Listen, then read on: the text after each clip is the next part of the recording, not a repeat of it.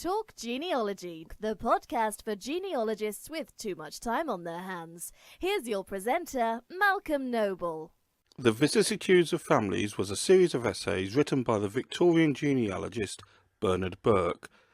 They were collected and published in different editions, and in this episode I want to catch the romance of Burke's work and point out its relevance to today's family history enthusiasts.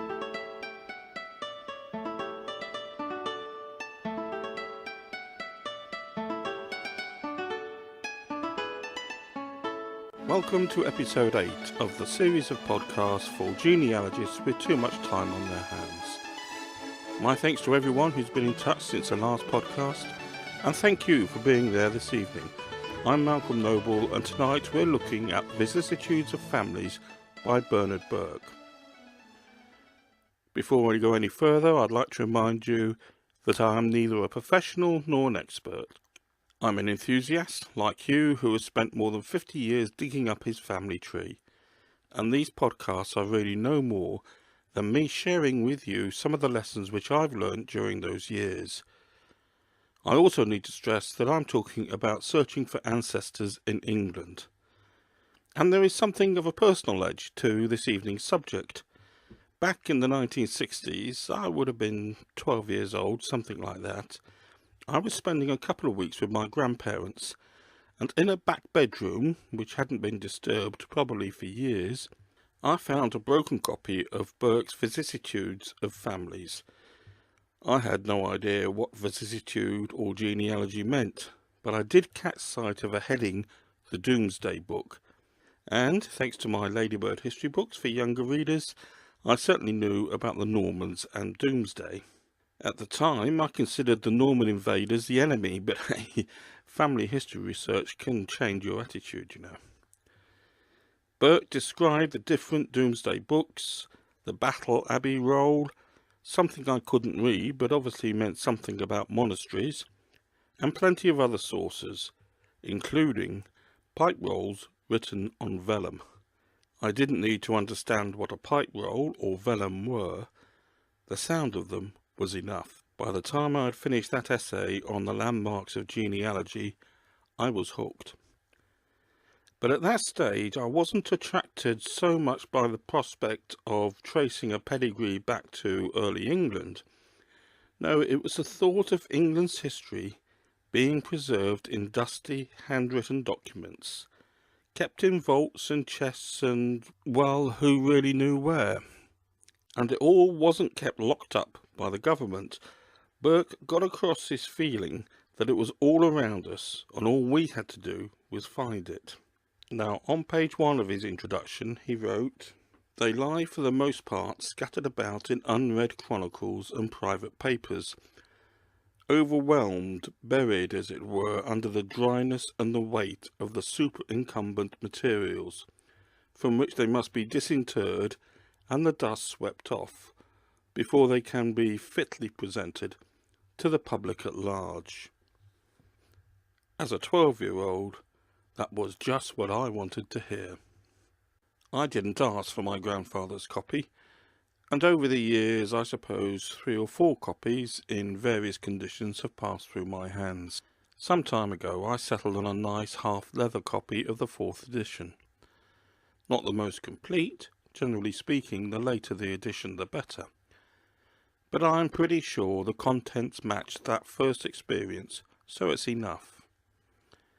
Now, before we talk about the book, here are a few words about Burke. Regular followers of the podcast will know that I like to include profiles of the early genealogists. We've done one on Dugdale, of course, he's the father of modern genealogy, and another on W.E. Tate. John Southern Burns is already recorded and waiting for a slot in the calendar. But now, if we're going to provide a Burke profile, we would need to feature the family over successive generations rather than one person. Bernard Burke, who wrote the Vicissitudes, was a son of John Burke, who brought together the Burke's peerage. Bernard was much involved in delivering the peerage during his lifetime. He was a London-born barrister who was 39 when appointed to Ulster King of Arms, He was knighted, and within 2 years he was Keeper of the Queen's Papers in Ireland. His family had a strong Irish background, and he was living in Dublin when he died, 3 weeks short of his 78th birthday. With that background, it's hardly surprising that Irish genealogy and families feature quite strongly in his writing. However, when we look at the titles of his work, for example, The Romance of the Aristocracy and The Romance of the Forum, we can see that Burke very much promoted the richness of genealogy. Now let's have 20 seconds of music before we delve into vicissitudes. Can I remind you that the show notes for this and previous episodes can be found on the website talkgenealogy.wordpress.com. And here is the place to mention that we're changing the name of the podcast to match that website. Calling it the Talk Genealogy Podcast will make things easier, of course, although during the transition, the podcast will still be searchable under the old name. I hope that it won't cause too much confusion. Indeed, the idea is it should cause less, and thank you to Andrew for the suggestion.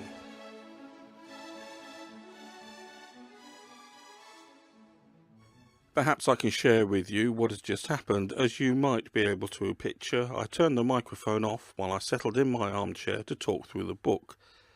But Vicissitudes is such a compelling read that once you sink into it, it can capture you. So now we're starting part 2 of this podcast, 40 minutes after the end of part 1. And in those missing minutes, I've been absorbed once again in the subject of tonight's talk.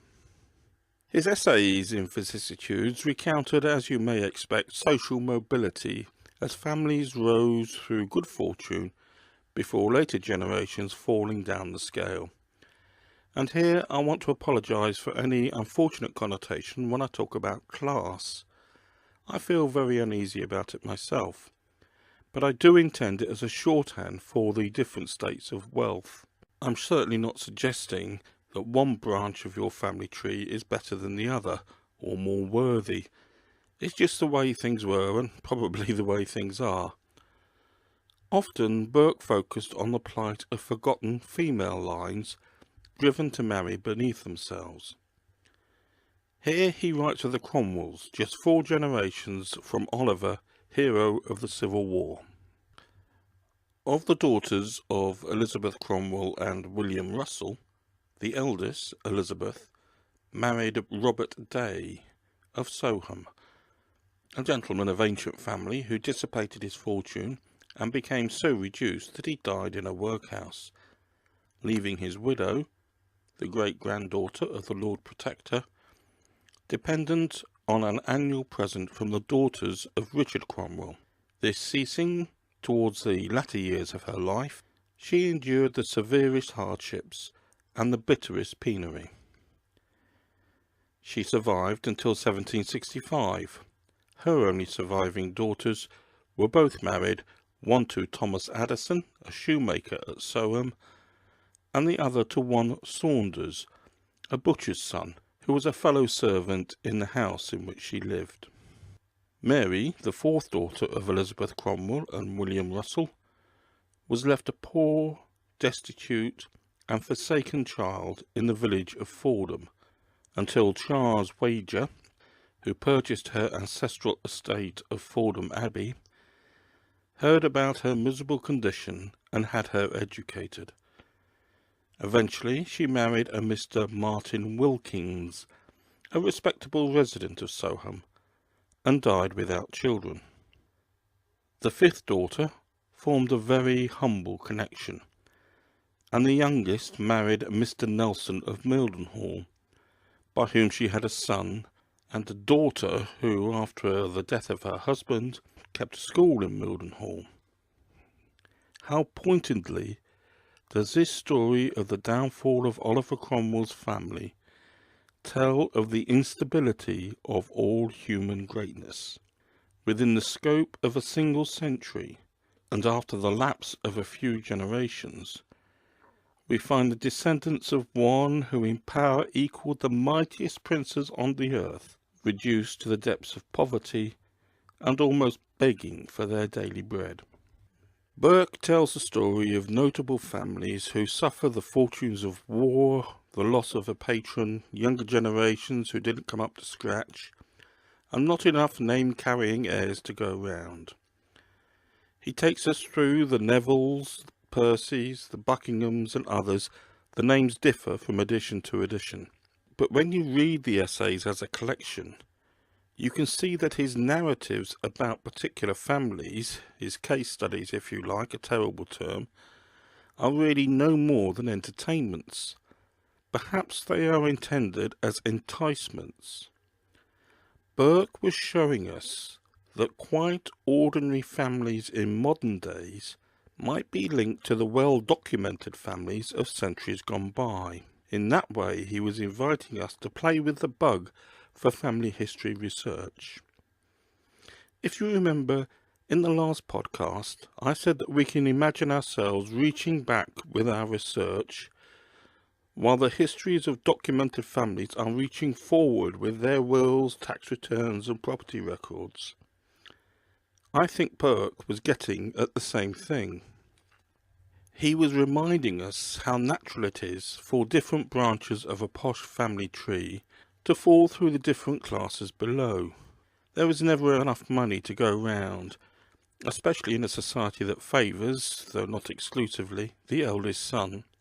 I tend to use a shorthand of the knightly class, what we might call middle class, descending to the gentlemen, who did not work with their hands, and the yeoman class, which has many disputed definitions, but I use it as the primary farmer or farmers in a parish. And they sit above the skilled and labouring class. The whole point, which Burke makes clear, is that the divisions are not watertight and do overlap. That's why it works. Here I would like to introduce the work of Anthony Wagner, who used to work at the College of Arms and indeed was Garter King at one stage. And I'd like to draw on one or two of his comments about social mobility. He reminds us that the further we go back, the labouring class becomes a smaller proportion of the population. Now, it may take us a few minutes to get our heads around that. I know I had to puzzle through it. Indeed, they are a smaller proportion of a smaller population. Let's turn that on its head. In medieval times, what we would call middle class were a greater proportion of the population. That's good news for us. He also reminds us that a labourer in 1830 was more likely to be the grandson of a yeoman or craftsman than we might expect. I'm sure most of us have seen that family tree which fits a King of England and an innkeeper on the same page. This social mobility is crucial in our attempt to bridge our Tudor generations with their medieval forefathers. Let's look at the easy pathway. Well, it should be easy, but I know it rarely works out as I'm going to map it. Initial research, that's talking to people, family documents and one or two inquiries, might take us back to the 1851 census. That's a good first goal. It was the earliest census to include the age and place of birth, and so could, or might, fingers crossed, take us back to the parish where our family lived in the 18th century before they moved to the towns. Perhaps you recognise at least part of that. So we're now in the rural economies where a family might not move beyond the next but one parish, say 30 miles. Yes, loads of exceptions. That's why listers' strays are so important. But it does seem to have been a general pattern, a rough rule of thumb, before the Industrial Revolution. So, with luck, our family will have been fairly settled in the rural parishes where the registers trundle back through the generations until that source runs dry, usually in the latter part of the 16th or early 17th centuries. It's as if our research has been on an expressway. and now we're left with hardly a farm track. The family tree nut feels abandoned. Now, our quest is to identify connections between those classes that occur in the more remote stage of our family tree. Some people would say that we're looking for a gateway ancestor, a grandparent who will ferry us back to those better documented generations. But I've always thought of them as one of Burke's family strays. Very often this means looking for a link between the skilled and labouring branches to a yeoman branch. Well, step one is to select a promising line within your pedigree. Anthony Wagner argues that 4 clues indicate how easy it is going to be to trace a pedigree back to an early time. Property, continuity, name and record. They each deserve a bullet point. Owners of property are more likely to appear in public and parish records. No doubt about that. Award maps, transfers, legal disputes, taxations and wills are more likely to be relevant where property is an element than where it is not. I believe that Wagner's second element, continuity, is really important.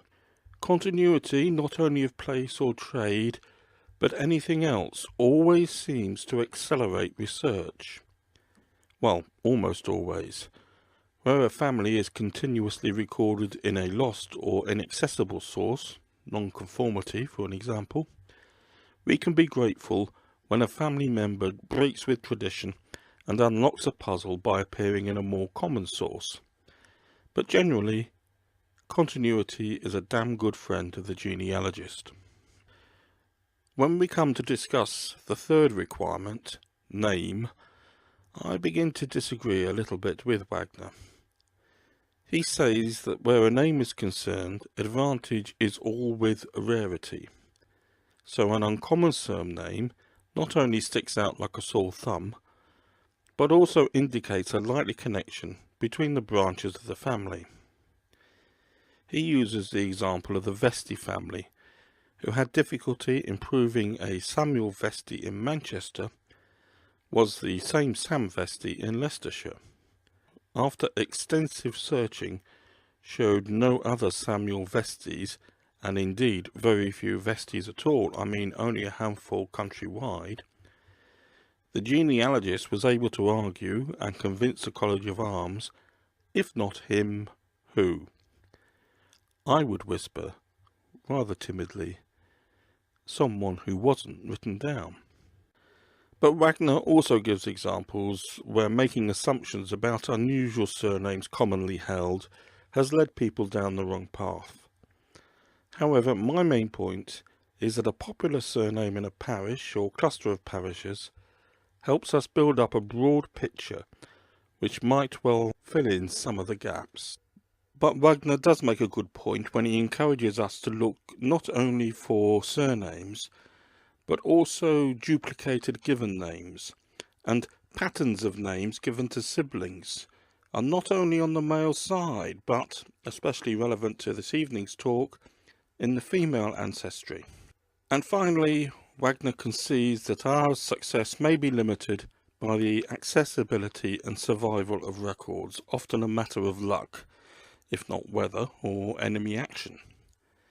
It seems to me that as more and more sources are coming available to us through digitization, this need not be the showstopper that it used to be, although folk can only digitize what has survived. But I think mention of record really should push us to make full use of all those sources that are available to us nowadays. Now, Wagner is telling us that property, continuity, name and record were indicators of how profitable research was likely to be. But you know, I keep using them as a checklist in my mind. Have I checked for property holding? Have I looked for continuity of trade, place or anything else, and name patterns? Have I made full use of all available records? Property, continuity, name and record. Now let's return to Burke's volume. His meteor essays are on heraldry, county recollections, an essay that lasts for more than 80 pages in my edition, record repositories, and, as I've already mentioned, an excellent discourse on the landmarks of genealogy. Why are these instructional pieces still relevant today? Well, first, they are written from a Victorian perspective, and so survive with a historical interest in their own right. For the family history nut, they show us where genealogy has come from, or rather come through, and they can be strangely reassuring when they show that the issues that bother us today worried those family historians who travelled before us. But I want to focus on a different element. Some followers to this podcast have mentioned that I seem to have little time for internet sources. Now, that's not the case, although I am always concerned to know where the information comes from. But the internet develops so quickly that I wouldn't want to give advice about the net, because any advice I give is likely to be outdated so soon. I like to emphasise that all those databases, streams, transcripts and whatever that appear on your screen must have been taken from the same primary sources that we were using years ago, that Burke was using largely.